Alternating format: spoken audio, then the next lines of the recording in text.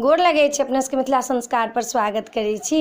निर्जला एकादशी के बारे में दै छी। निर्जला एकादशी 21 तारीख के ये। निर्जला एकादशी सोम के पड़ैए, सोमक दिन पड़ैए। आब जे सोम आयत 21 तारीख के ये, सोम के दिन पड़ैए। निर्जला एकादशी के मतलब छै निर्जल। ओहि दिन जल नहीं पीबऽ के। अहाँ आचमनो जे करब, कुल्लो जे करब तो जते गाय के कान ठाढ़ रहे छै ततेक अहाँ इजरी में मात्र पानि लऽ कऽ अहाँ कुल्ला कऽ सकै छी, आचमन कऽ सकै छी। दतमनि से ओहि दिन मुँह धोब। लोग व्रत केने रहे छै, कोलगेट से व्रत मुँह धोइ छी, से गलती नहीं करब। ब्रश से ओहि दिन नहीं करब। ओहि दिन दतमनि से मुँह धोब आ पानि से कुल्ला करब। आ निर्जला के मतलब छै जे जल नहीं पीब कऽ, कोनो चाय नहीं पीब कऽ। चाय तो लोग सब व्रत में पीबे छै, लेकिन निर्जला के मतलब छै जे जल नहीं पीब कऽ, चाय नहीं पीब कऽ, नहीं किछ खा कऽ निर्जला एकादशी करू। निर्जला एकादशी के की नियम है अपने सबके बता रहल छी।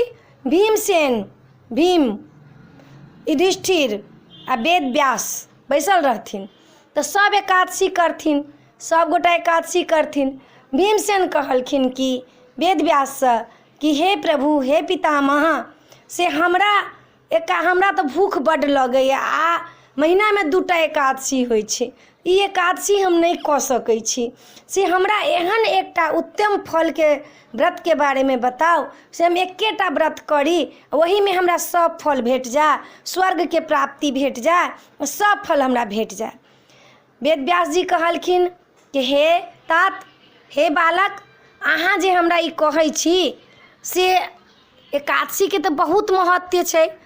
शंख चक्र धारण करवला विष्णु भगवान की व्रत ये, उत्तम व्रत बतायल गेला। भगवान कहै छथिन कोनो व्रत नहीं कऽ के एकादशी करबे तो तोहर जे छौ से भवसागर पार छौ, तोरा मुक्ति के मार्ग खुल जेतौ, तो धरती पर बार बार नहीं जन्मबे, बार बार नहीं मरबे। एकादशी एहन व्रत छै। एकादशी के दिन सबके व्रत करऽ के चाही, कृष्णो पक्ष के शुक्लो पक्ष के। ई व्रत जे होइए निर्जला एकादशी से शुक्ल पक्ष के होइए, इजोरिया के होइए शुक्ल पक्ष के। इजोरिया वाला शुक्ल पक्ष, अन्हरिया वाला कृष्ण पक्ष। कृष्ण जन्मल छथिन अन्हरिया में, तैलक अन्हरिया वाला कृष्ण पक्ष होइ छै। इजोरिया में राम जन्म लेने छथिन तो हिनकर जे होइ छै शुक्ल पक्ष, सूर्य के पक्ष। तऽ ई शुक्ल पक्ष के होइए। ज्येष्ठ के निर्जला एकादशी, ज्येष्ठ महीना बहुत पुण्यतिथि मास छै। आब चलू कथा पर। तऽ भीमसेन कहै छथिन जे हमरा तो हम खाली खा ही जानै छी, खाए के अलावा तो हमरा किछ नहीं। वायुपुत्र छथिन, ओ पवन के पुत्र छथिन, खाए के अलावा हम किछ नहीं बुझै छियै। से हमरा एहन व्रत बताओ जे हम एकेटा व्रत करी, वही में दान पुण्य पूरा फल हमरा भेट जाए। तात श्री कहलखिन जे हम तो तोरा बतेबो एहन व्रत, लेकिन एकादशी तो सब करऽ के चाही, लेकिन तोरा एकटा व्रत के बारे में हम तोरा बतबै छियो, से सुना। निर्जला एकादशी ज्येष्ठ महीना के शुक्ल पक्ष के ई व्रत होइए। एहि व्रत में जे व्रत करैया, नहा सोना के निर्जल, चाय जे पीबैया मदिरा पान करऽ के फल भेटैया, जल जे पीबैया ओकरा खूनक फल भेटैया।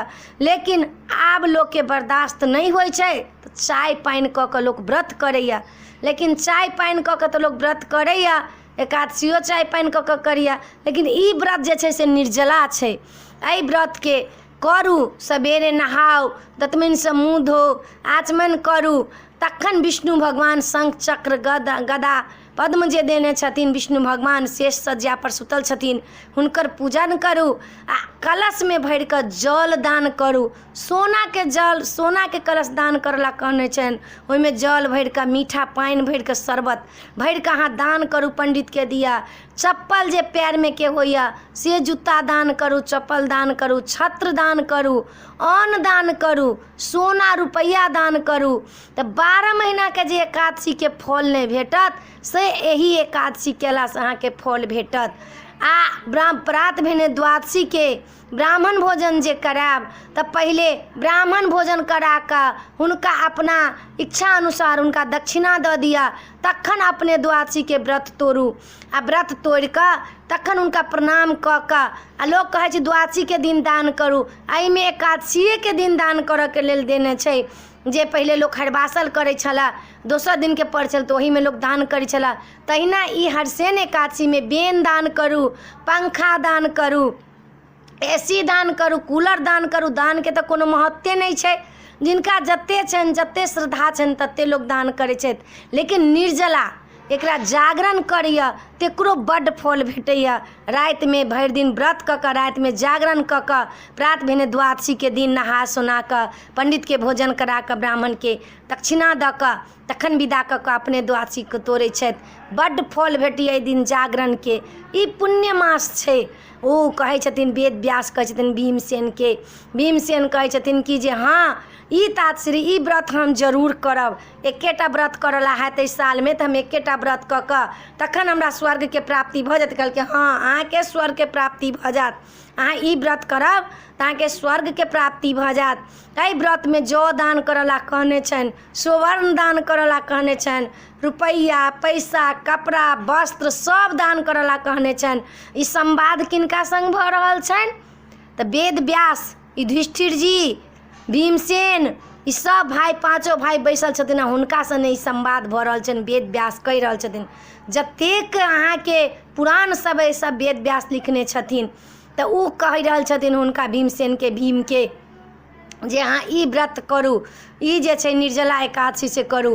बेन दान करू, बाँस के जे बेन होइए से दान करू, बाँस के बर्तन में फल भरि कऽ दान करू।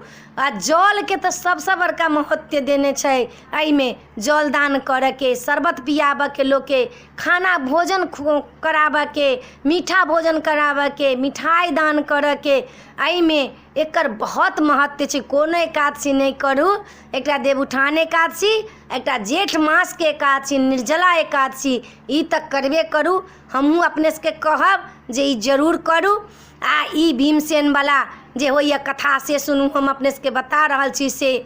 आ व्यास जी कहै छथिन भीमसेन के, सब भाई बैसल छथिन आ सुनि रहल छथिन एकदम से मन एक चित्त से सुनि रहल छथिन।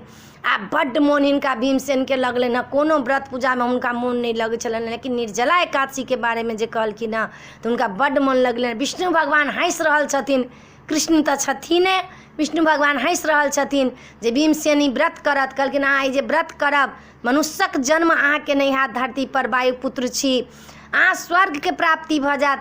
पहले लोग वैदिक धर्म करे छलिए, कलयुग में वैदिक धर्म कहाँ छै, कोनो धर्म नहीं छै। कलयुग में एकादशी के बड्ड महत्व छै, ओहू में निर्जला एकादशी के सबसे ज़्यादा महत्व छै।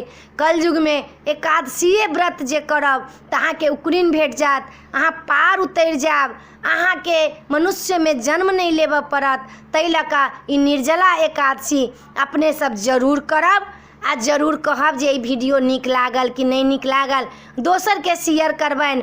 जे हमरा तऽ जे अबैए से अपने सबके कहै छी, अपने सबके पाबि कऽ तऽ हम आगाँ छी, नहीं तऽ हमरा कोन गुण, किछु गुण नहीं। अपने सब हौसला दै छी आ माता रानी के आशीर्वाद रहै छै, ताहि लऽ कऽ जाकऽ हम कहि पबै छी, नहीं तऽ हम कहाँ से कहि पायब अपने सबके। तऽ ई सुनब, हमरा कहब जरूर, शेयर जरूर करब, लाइक करब, सब्सक्राइब करब। जय मिथिला, जय माता जी।